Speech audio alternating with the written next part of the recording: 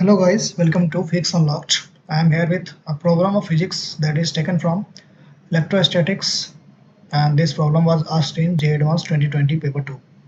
So in this question, two identical non-conducting solid spheres of same mass and charges are suspended in air from a common point by two non-conducting massless string of same length. At equilibrium, the angle between them is alpha. The sphere is now immersed in a dielectric liquid of density 800 kg per meter cube and dielectric constant 21. If the angle between the strings remains the same after the immersion, then we have to solve this question. So इस question में हमें दिया गया है कि हमारे पास दो identical spheres है, दोनों का सेम मास है और चार्जेज भी दोनों के पास सेम है. लेट अस सपोज कि दोनों पे क्यू चार्जेज है और दोनों का सेम मास है, तो हम दोनों का डेंसिटी सेम मान लेंगे. ऐसा मान लेते हैं कि दोनों का डेंसिटी रो एम है.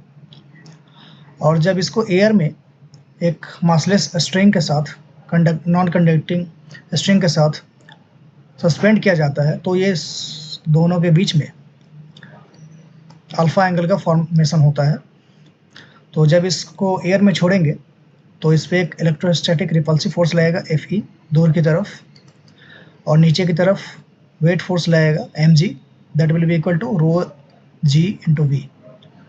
तो जैसे ही इन दोनों को छोड़ेंगे तो ये दोनों एक दूसरे से दूर जाएगा और एक अल्फा एंगल के बाद इक्विलिब्रियम में आ जाएगा. तो जब ये इक्विलिब्रियम में आ जाएगा तो इस पर क्या क्या फोर्सेस एक्ट कर रहे होंगे. एक तो टेंशन एक्ट कर रहा होगा स्ट्रिंग के कारण, और एक रिपल्सिव फोर्स लग रहा होगा इलेक्ट्रोस्टैटिक रिपल्सिव फोर्स Fe, और नीचे की तरफ वर्टिकली डाउनवर्ड डायरेक्शन में rho m into g v weight लग रहा होगा, क्योंकि इसकी डेंसिटी रो एम है. ऐसा मान लेते हैं कि इन दोनों स्फीयर्स के बीच में इक्विलिब्रियम के समय r डिस्टेंस है. तो अगर हम इक्विलिब्रियम का इक्वेशन लिखें वर्टिकल डायरेक्शन में, तो t cos theta will be rho m g V, और हॉरिजॉन्टल डायरेक्शन की अगर हम इक्वेशन लिखें तो t sin theta will be Fe का वैल्यू जो होगा q square divided by 4 pi epsilon naught r square, क्योंकि ये एयर में सस्पेंडेड है. तो अगर हम इन दोनों इक्वेशंस को डिवाइड कर दें तो tan अल्फा का वैल्यू हमारे पास इतना आ जाएगा. इसको हम इक्वेशन 1 मान लेते हैं. अब हम इस पूरे सिस्टम को जैसे ही डाइलेक्ट्रिक फ्लूइड में सस्पेंड करेंगे तो डाइलेक्ट्रिक फ्लूइड की वजह से इसमें एक पर्टिकुलरली अपर डायरेक्शन में बुयांट फोर्स लग रहा होगा rho L into g V दोनों स्फीयर्स पे, और इन दोनों के बीच का जो नेट जो इलेक्ट्रोस्टैटिक रिपल्सिव फोर्स होगा वो चेंज हो जाएगा. क्योंकि ये डाइलेक्ट्रिक है तो इसमें जो नया जो Fe डैश लग रहा होगा उसका जो वैल्यू होगा q square by 4 pi epsilon not के इंटू आर स्क्वायर. तो Fe का वैल्यू जो नया जो Fe डैश है उसका वैल्यू जो पहले जो Fe लग रहा था डिवाइडेड बाई के हो जाएगा. यानी कि जो नेट जो रिपल्सिव फोर्स है Fe इलेक्ट्रोस्टैटिक फोर्स वो अब चेंज हो चुका है, के टाइम से घट चुका है. तो अगर हम इसमें अब इक्विलिब्रियम का इक्वेशन लिखें तो चूँकि दोनों के बीच में जो एंगल है वो चेंज नहीं हो रहा है, अभी भी अल्फा ही एंगल है, तो टी कॉस अल्फा को हम लिख सकते हैं rho m minus rho L into g v. T sine alpha को हम नया जो Fe डैश है उसके बराबर लिख सकते हैं. तो अगर इन दोनों को फिर से डिवाइड करें तो हमारे पास जो नया जो tan अल्फा का जो वैल्यू आ रहा है वो इतना आ रहा है. क्योंकि पहले जो एंगल था वो भी tan अल्फा था, पहले जो एंगल था वो भी अल्फा था, अभी भी अल्फा है. तो दोनों tan अल्फा को इक्वेशन 1 और इक्वेशन 2 से अगर बराबर कर दे तो हमारे पास दोनों tan अल्फा को बराबर करें तो ये आएगा. इसमें से बहुत सारे टर्म्स कैंसिल हो जाएंगे, तो हमारे पास जो फाइनल इक्वेशन जो आएगा वो होगा 1 by rho m, that will be equal to 1 by k into rho m minus rho l. तो यहाँ से जो स्फीयर का जो डेंसिटी है रो एम वो हो जाएगा के into rho L divided by के माइनस 1. तो के का वैल्यू हमारे पास 21 है, 21 यहाँ पे पुट कर देंगे, और रो एल का वैल्यू हमारे पास 800 kg पर मीटर क्यूब है, तो वो भी अगर हम पुट कर दें तो हमारे पास जो स्फीयर का जो डेंसिटी है वो 840 kg पर मीटर क्यूब आ जाएगा. अब हमारे पास मास डेंसिटी निकल चुका है, स्फीयर का जो मास डेंसिटी है वो हमारे पास 840 आ गया है, तो ऑप्शन सी तो हमारे पास करेक्ट है. अब हमें बोला जा रहा है ऑप्शन ए और बी में कि electric force between the sphere change होगा या फिर नहीं होगा, ये हमें देखना है। तो चूँकि हम जानते हैं कि अगर हमारे पास कोई दो चार्जेज है Q1 और Q2, तो इन दोनों के बीच में अगर कोई और चार्जेस नहीं है तो फोर्स लग रहा होगा Q1 Q2 divided by 4 pi epsilon naught into r square.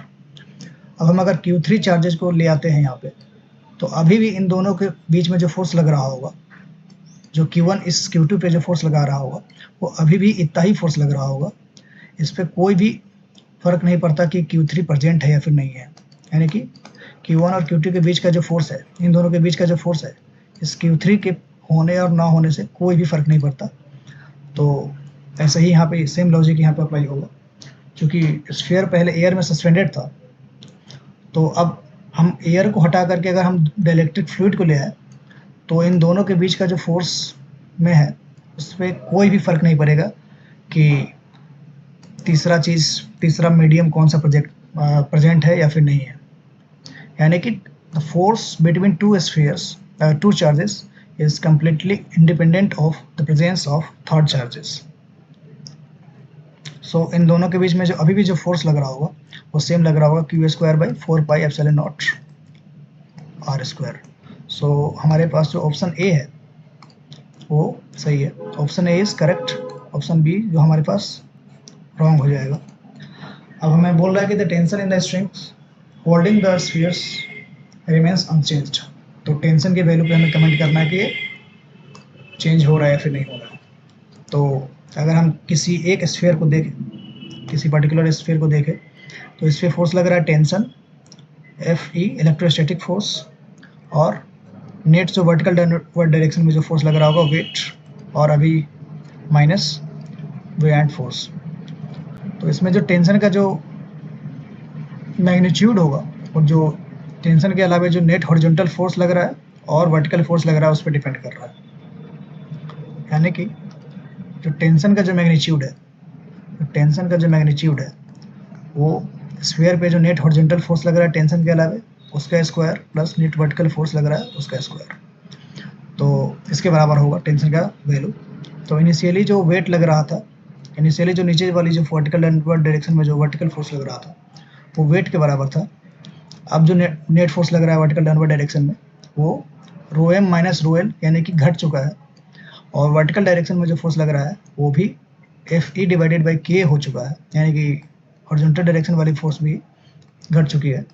तो हमारे पास जो टेंशन का जो वैल्यू होगा FV square into FH square, इसकी वैल्यू भी घट चुकी है, इसकी वैल्यू भी घट चुकी है। तो नेट जो टेंशन होगा, पूरा जो टेंशन होगा नया वाला, उसका जो वैल्यू है वो भी रिड्यूस हो चुका है। सो टेंशन का वैल्यू जो है घट चुका है। So option D is wrong. So this is the solution.